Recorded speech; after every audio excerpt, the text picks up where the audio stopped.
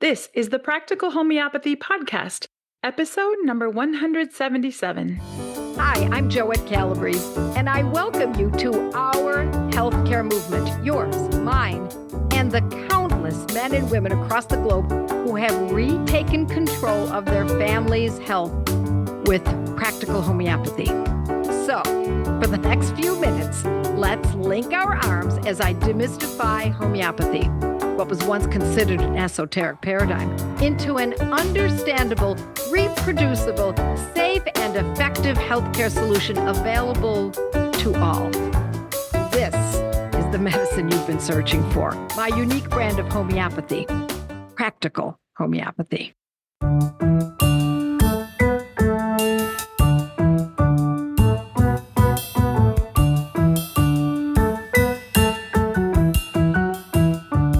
Welcome to the Practical Homeopathy Podcast. I'm Kate, and I'm thrilled you've joined us today for this podcast. I think you're going to find this particularly interesting because it will have you on the edge of your seat and give you some ideas that you can use in some scary situations. So today I have the pleasure of introducing you to Mary. Mary has homeschooled 11 children, and she is now thoroughly enjoying her 10 grandchildren. She has a deep love of learning and an affection for classical literature. So today in this podcast, Mary will be sharing her extensive experience with acute trauma cases, as you would expect with having 11 children, right? Mary has handled snake bites, scorpion stings, brown recluse spider bites, and a wide range of sports injuries, always with a calm presence, with homeopathy coming to the aid. And it all started with autism. So, Mary, welcome to the podcast. Hey, Kate. I'm so glad you've joined us, Mary. Thank you for doing this. You have many interesting things to share. So, let's get started with how you came to homeopathy. All right. It all started with our twin daughters acquiring autism after they had their infant shots. And I found out our family was sensitive to pharmaceuticals, so we had to find a way to take care of our family's health. I first started learning about herbs and added essential oils in, but I became really curious about homeopathy. It just worked so well. It was very efficient. First time I used it was for my son, and he was getting injured in wrestling. So I went to the store and someone helped me find something for that. And she pointed out homeopathy, and she gave me 2 vials of homeopathy. And I brought it home, and it must have worked because he ended up asking me for more. Wow. Yeah, right. A high school boy asking for more homeopathy. Yeah. Yeah. So I thought, oh, maybe it's time to learn this. Maybe. It was a mystery to me, all the little tubes. That was around 2006. And so we went to a classical homeopath to get some help. And she was a sweetheart. She was really good at it because she taught it, but I wanted to learn more. She helped me with some acute situations, but I thought there was more I wanted to learn. And then another friend showed me Joette's website. The first course I took was allergic because my food allergies had gotten so bad I needed to do something. And I fell in love with practical homeopathy because it was a way I could learn it and get pretty well caught up in learning it quickly. It was usable, and my food allergies started to go away. So then, of course, I was using it with the whole family for their allergies also. We made some really great gains in the allergy area. In 2020, I started leading Gateway to Practical Homeopathy study groups, and I continue to do that because I really love it. And I have some of the same people from that time keep taking it over and over again, and we keep learning. Do you find that you've really built a community that way by doing those? Absolutely. Yeah. It's been really sweet. Even the people that don't keep doing the groups, I still hear from how they're doing. My husband and I are thinking about doing a trip to where we can see a whole bunch of people, like from your study groups? Oh, how exciting. Yeah, and go out east and do that. Yeah, that would be very fun. So you were leading these Gateway study groups, and then I know you've gone into the Academy of Practical Homeopathy and graduated, and now you're in the mastery program. So tell me what led you to do that. So after I took the allergic course, I started taking Joette's courses 1 or 2 a year. I think I took 6 courses. One of our daughters ended up in the hospital with ITP, which is idiopathic thrombocytopenia, and I couldn't crack the case. APH, I knew it was available, and I was talking to my husband about it because I wanted to learn more. I wanted to be able to take care of our family even better than I had been taking care of them with homeopathy. Yeah, you wanted to have more knowledge. Mm-hmm. Yes, I really needed more. And the amazing thing was, there are points in the academy, things that I learned that helped me to take care of my daughter. At first, it seemed like she'd have to stay on this medicine the rest of her life. And now she does not have to be on those medicines for the rest of her life. And homeopathy took care of her issue, and it's because of the academy. Wow. And now you have a whole nother group of study group friends that you've gotten throughout the years of being in the academy and mastery, right? Yes, I'm so excited that 3 of the people in my study groups are in this year's academy. I'm so excited for them. Yeah. So much fun learning. Yeah. So, yeah.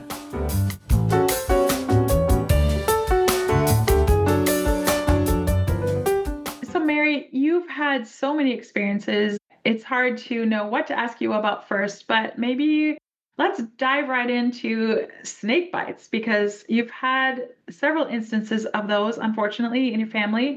So, talk to me about how you handled those situations. We've had snake bites, spider bites, and scorpion stings. And I have used the survivalist guide as a start on how to take care of those. And it's been really, really helpful here in Texas. Yeah. So, your daughter was actually hospitalized and you didn't know it was a snake bite at first, right? Correct. Yeah. She was hospitalized with what they said it was idiopathic thrombocytopenia, and her platelet counts was down way too far. And so they worked on it in their paradigm, but the medicine would make her autism worse. She was just sitting on the couch staring. So I knew I had to do something else because I didn't want her going backwards in her development. So I got in the academy. Some of the things in the organon lessons and learning about the remedies helped me to figure out what remedy would help her to get over this. And now it's not a problem for her. She doesn't need to be on the medicines. And I think you said earlier that they said she would have to be on this medicine for the rest of her life. Yes, they did. And that's why I was like, no. I can't have my child going backwards. We worked a long time with her for her autism, and she made so many great improvements that I couldn't watch that. And so we had said earlier in the podcast that this all started with autism. So talk to me about how you've helped your daughters with autism. We have used homeopathy for that, and it's actually the same remedy that I used for Catherine with the ITP. And I've been seeing them continue to improve and learn more. We just visited family last week for a wedding, and people were commenting on how good the girls were doing, that they were shocked how they can cook and clean, do laundry. They'll remind me of things that need to be done. So, and their reading level is great. We also did a neurodevelopmental program with them for years, so that gets some of the credit, but homeopathy is helping them to continue to develop well. Yeah, you're amazing working with 2 autistic daughters and all 11 of your children, actually, and homeschooling and all that you've done. It's really incredible. And what strikes me about these situations, and we're going to talk about a few more of them, but is that you seem to handle this with such a calm presence. I mean, you're talking about snake bites, scorpions, all these things. And to me, that sounds terrifying. How do you do it? How do you handle these situations so calmly? I really give that credit to God for keeping me calm during these situations. I just have the presence of mind to know what to do, but that is because I have been learning about the remedies, learning what they're for, and not being afraid to use them. And I think that's kind of a key. We've had a brown recluse bite and used lachesis. Grandson had a black widow relative bite, and I help them out with their remedies for that. Scorpion bite. Oh yeah, the scorpion sting. And we use the scorpion remedy for that one. And, like ledum, which is great for puncture wounds. So ledum's always up there with all those bites. You can always give ledum for ticks, ledum for snake bites, puncture wounds, dog bites, because we've had a dog bite too. I forgot. Oh my goodness. Yeah, we had a dog bite. So it sounds like ledum has had a big presence in your family's life. Yeah. We've also used it for old puncture wounds too, ones that are older, and they've helped the family that I helped with that a lot.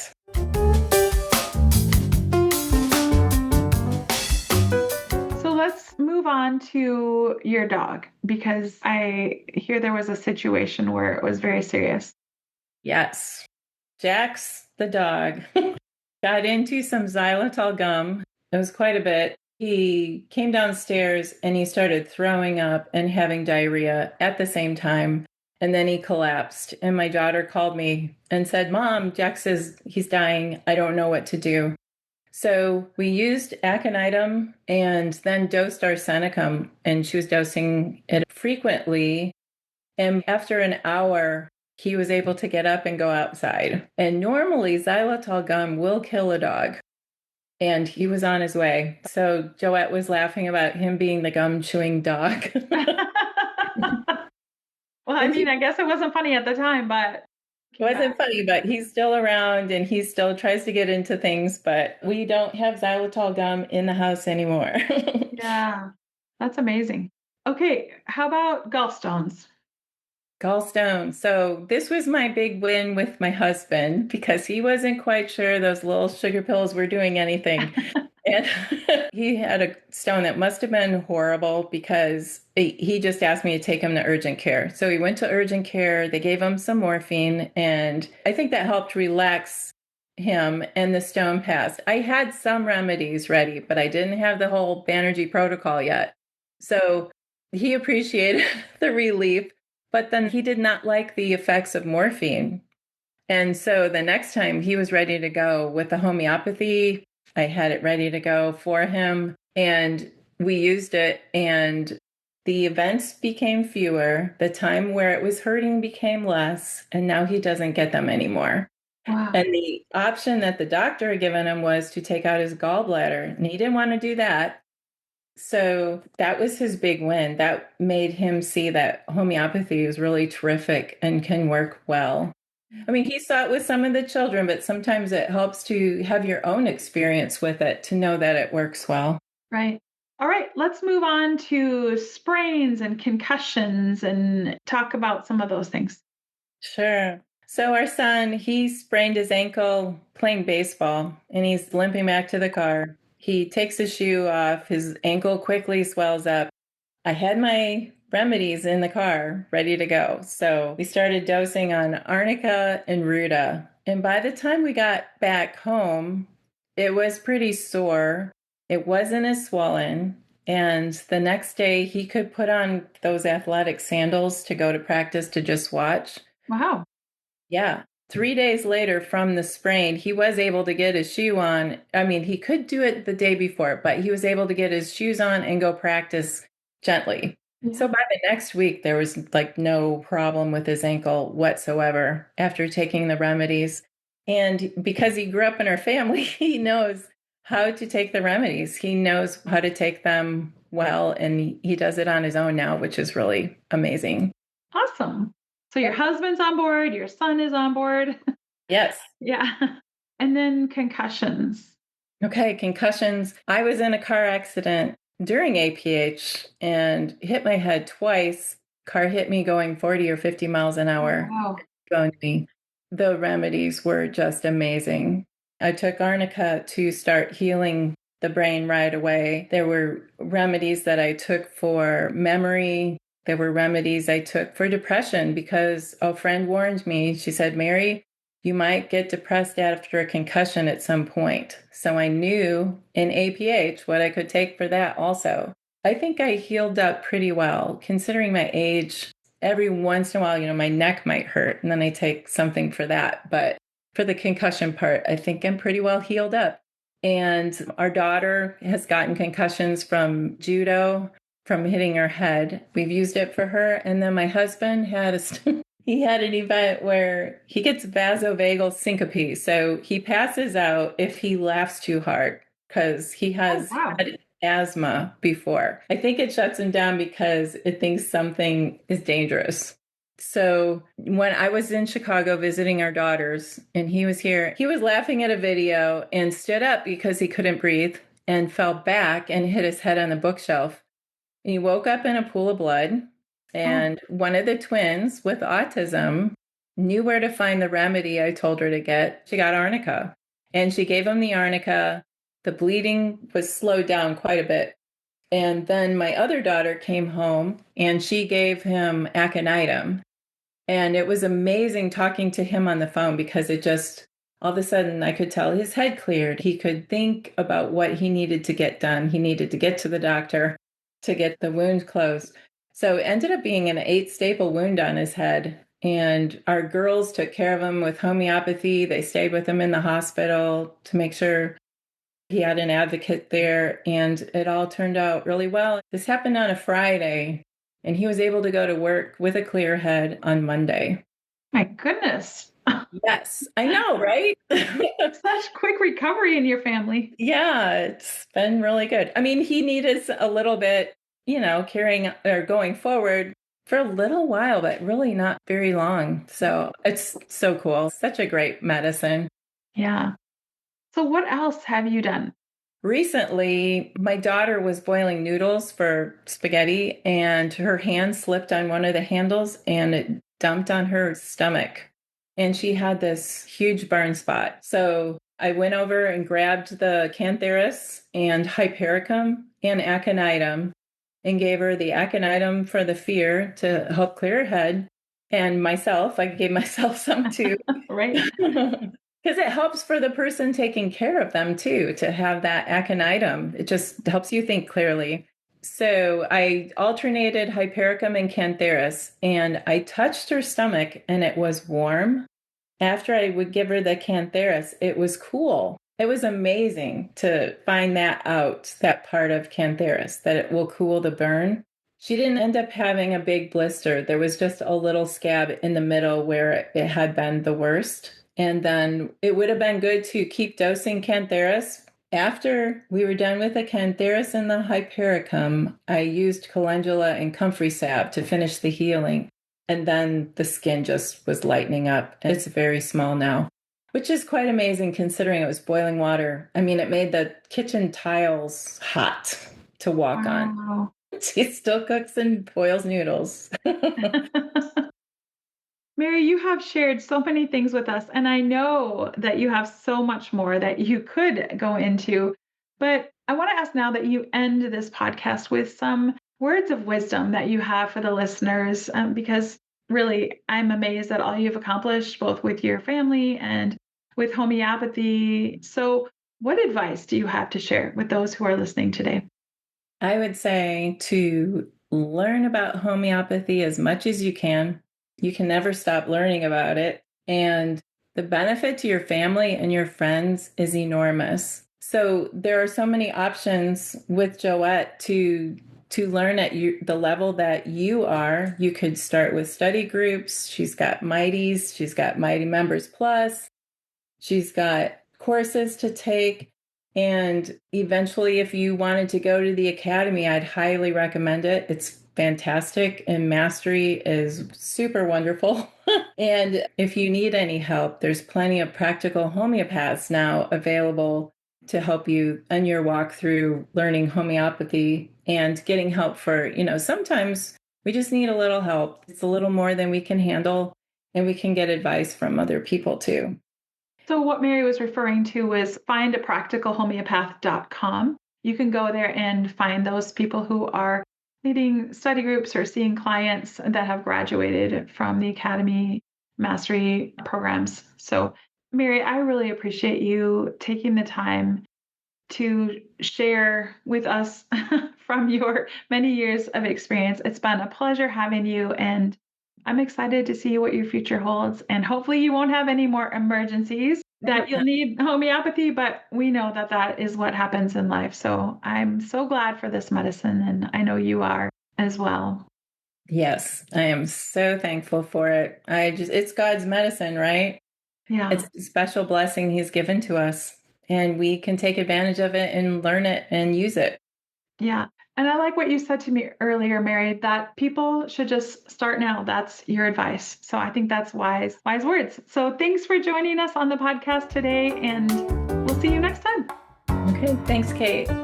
It's my honor to share many lessons on this simple method of using homeopathy for free without affiliates or advertising here in my podcasts, but also my blog posts and Monday Night Lives. But it's critical that you learn how to use these medicines properly. These podcasts should serve as only the beginning of your training.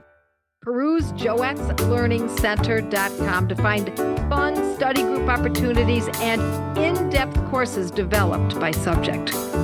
So with the proper training, you can join the thousands of students before you in developing the confidence and competence to protect the health of your family and loved ones with my brand of homeopathy, Practical Homeopathy. You just listened to a podcast from internationally acclaimed homeopath, public speaker, and author, the founder of the Academy of Practical Homeopathy, Joette Calabrese. Joette's podcasts are available on all your favorite podcast apps.